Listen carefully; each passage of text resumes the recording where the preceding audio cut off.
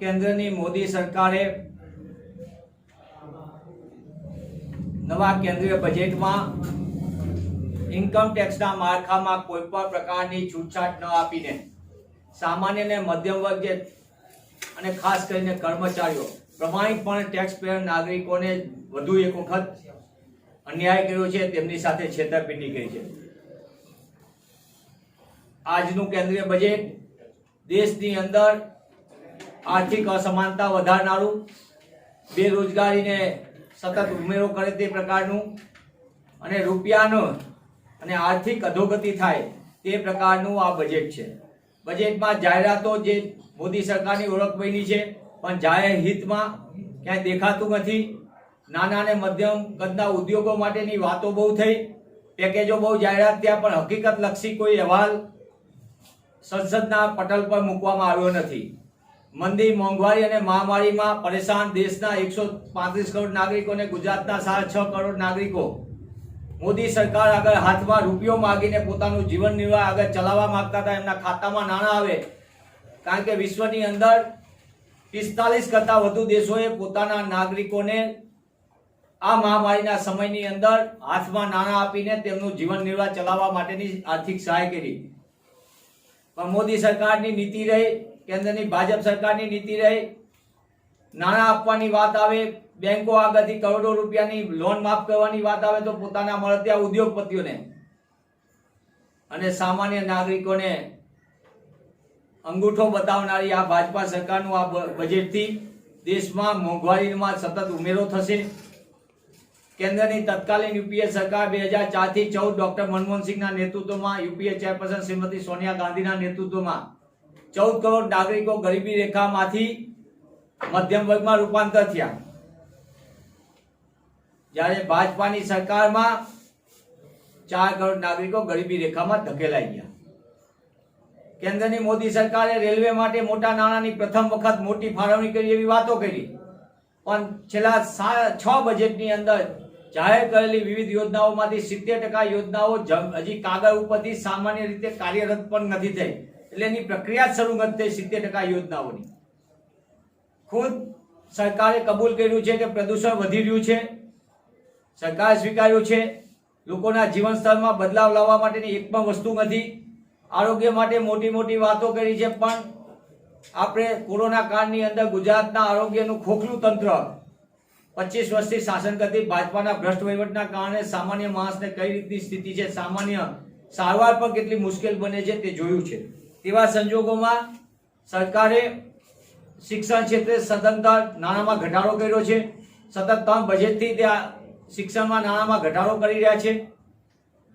સરકારે મોડેલ સ્કૂલની વાત કરી, સૈનિક સ્કૂલની વાતો કરી, પણ રાષ્ટ્રીય સંસ્થાઓ જે પંડિત જવાહરલાલ નહેરુ દેશ આઝાદ થયો ત્યારે પ્રથમ પ્રધાનમંત્રીના દ્રષ્ટિકોણથી દેશના માનવ સંસાધન પર આ દેશમાં જ ઊભું થાય, એટલે Indian institute of technology, Indian institute of information technology એટલે કે IIIT, Indian institute of management, national institute of design, Indian institute of science IISc Bangalore, social science, national institute of technology, આવી અનેક સંસ્થાઓને જે નાણાં ફાળવવામાં આવે નાણાંમાં પણ મોટા પાયે ઘટાડો કરી દીધો છે। યુનિવર્સિટીઓને અપાતા અનુદાનમાં પણ ઘટાડો થયો છે। એ દેખાડે છે કે સરકારની નીતિને નિયત સ્પર્શ છે। સામાન્ય અને મધ્યમ વર્ગના બાળકોને પરવડે તેવી ફીમાં શિક્ષણને બદલે મોંઘી શિક્ષણ કરીને શિક્ષણને બજારના હવાલે કરવા માંગે છે, એટલે કે શિક્ષણના ખાનગીકરણને જે રીતે ગુજરાતમાં એમને મોડેલ આપ્યું હતું, ભાજપનું મોડેલ હતું કે શિક્ષણ એ વેપાર બનવો જોઈએ, એ દેશમાં લાગુ કરવા તરફ આગળ વધી રહ્યા છે। ત્યારે આ ભારત દેશના ભવિષ્ય સમાન બાળકોના શિક્ષણનો અધિકાર છીનવાશે। સામાન્ય અને મધ્યમ વર્ગના બાળકને શિક્ષણ મેળવવું મુશ્કેલ બનશે। સરકારે પોતે જ એમના બજેટમાં કબૂલાત કરી કે 1.5 લાખ નવી રોજગારી થશે। જે કેન્દ્રની મોદી સરકાર ચૂંટણી સમયે ચૂંટણી જીતવા માટે દર વર્ષે 2 કરોડ રોજગાર આપવાની વાત કરતી હતી, એ મોદી સરકારે હકીકતલક્ષી અત્યારે 1.5 લાખ રોજગાર ઉપર આવી ગઈ। એનો મતલબ કે 14 કરોડ લોકોને રોજગારી આપવાની એક બાજુ રહી, પણ લોકોની રોજગારી છીનવાઈ ગઈ છે। 7.5 કરોડ નાગરિકોએ આ દેશમાં આ ભાજપ સરકારના અણઘડ વહીવટના કારણે બેરોજગારીનો સામનો કરવો પડશે. નવી રોજગારી તો એક બાજુ રહી, એમનો રોજગાર હતો એ પણ છીનવાઈ ગયો છે. આ મારો અહેવાલ નથી, સેન્ટર ફોર મોનિટરિંગ ઇન્ડિયન ઇકોનોમીનો CMI નો રિપોર્ટ છે, નેશનલ સેમ્પલ ઓર્ગેનાઇઝેશનનો છે રિપોર્ટ, ILO નો રિપોર્ટ છે, અને છતાં સરકાર આંકડા છુપાવે. ત્યારે મંદી, મોંઘવારી અને મહામારીમાં સામાન્ય માણસને જીવન, મધ્યમ વર્ગને જીવન જીવવું મુશ્કેલ બને તે પ્રકારનું આ બજેટ છે. અસમાનતા વધારનારું છે, મોંઘવારી માજા મૂકશે, કારણ કે પેટ્રોલ ડીઝલ ઉપર વધારાનો સેસ નાખી દીધો છે. અને સાથોસાથ એક તરફ એમ કહેવામાં આવે છે કે નવા ગેસ કનેક્શનો આપવામાં આવશે, અને આજ મોદી સરકાર ચૂપચાપ મહામારીના સમયની અંદર પણ લોકોની મળવા પાત્ર ગેસ સબસિડીને પણ ચૂપચાપ બંધ કરી દીધી છે, નાબૂદ કરી દીધી છે. ખેતીના ઇનપુટ કોસ્ટ વધે એ પ્રકારનું આ બજેટ છે. એટલે કે દવા ઉપરની કોઈ રાહત નથી, ફર્ટિલાઇઝર ઉપરની કોઈ રાહત નથી, સામાન્ય ખેડૂતને પરવડે તેવી કોઈ યોજના નથી. આમ સમગ્ર દ્રષ્ટિએ આ બજેટ કેન્દ્રનું ઉદ્યોગપતિઓને માલેતુજારને મજા કરાવનારું અને દેશના સામાન્ય અને મધ્યમ વર્ગ સાથે છેતરનારું છે. સમગ્ર દેશમાં મોંઘવારી વધશે, અસમાનતા વધશે અને દેશના સામાન્ય માણસના જીવન જીવવું મુશ્કેલ બનશે. મનીષભાઈ, ગુજરાત ચેમ્બર ઓફ કોમર્સ કહી રહ્યું છે કે ડાયરેક્ટ ટેક્સમાં તેમને શક્યતા હતી કે ટેક્સમાં વધારો થશે, પણ નાણામંત્રી કોઈ પણ જાતનો ટેક્સમાં વધારો કર્યો નથી. તમામ વર્ગના લોકોને ફાયદો થશે, મોંઘવારી નહીં વધે તે પ્રકારની વાત કરી છે.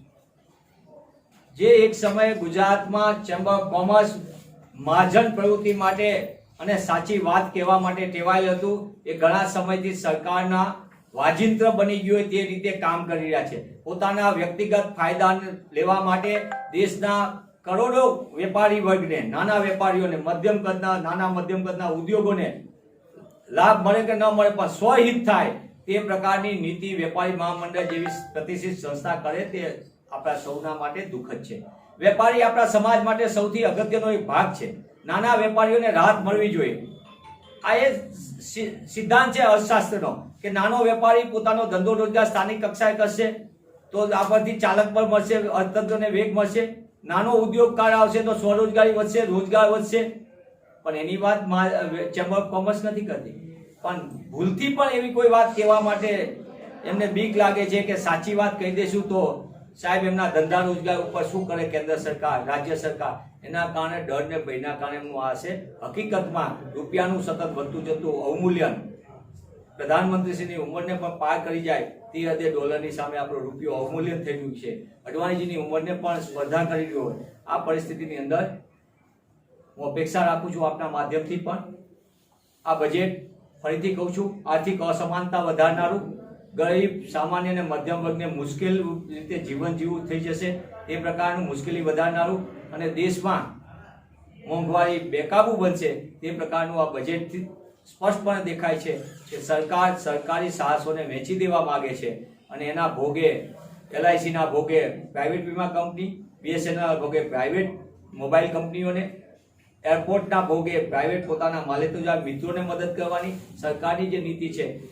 સરકારી કંપની જે નફા કરતી ભારત પેટ્રોલિયમ કોર્પોરેશન હોય એના ભોગે પ્રાઇવેટ રિફાઇનરીઓને આગળ કરવાની સરકારની જે નીતિને નિયત છે એના કારણે દેશના સામાન્ય વર્ગ, મધ્યમ વર્ગ માટે આગામી સમયની અંદર મુશ્કેલી ઊભી થશે. એ આ દેશ છેલ્લા 7 વર્ષથી ભોગવી. ऐसे ही अन्य खबरों के लिए चैनल को सब्सक्राइब कीजिए। खबरों का नोटिफिकेशन पाने के लिए बेल आइकॉन को जरूर दबाएं।